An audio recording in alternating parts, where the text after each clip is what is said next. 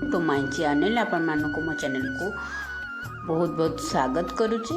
चलतु आज ब्लॉग मु स्टार्ट करी। यहाँ गोटे छोट सर्ट ब्लॉगटे हम आप फिर आग ब्लॉगटी आसो। आटा हूँ रिसेप्शन भिडियोटी। प्रथम तो सकाल पूरी आ सोला तरकारी होता आम खाइलु।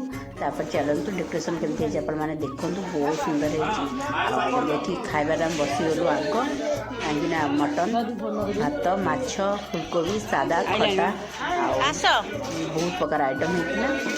आम खाई देखु बहुत टेस्टी होता। आपर देखो ये अल्प किसी फटो सुट है जहाँ भी बढ़िया फटो सुट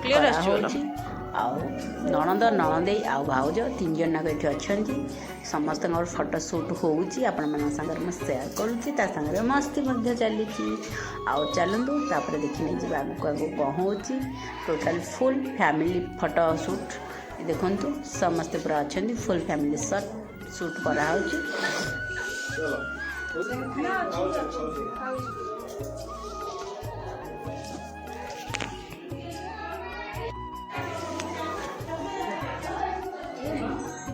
आसिले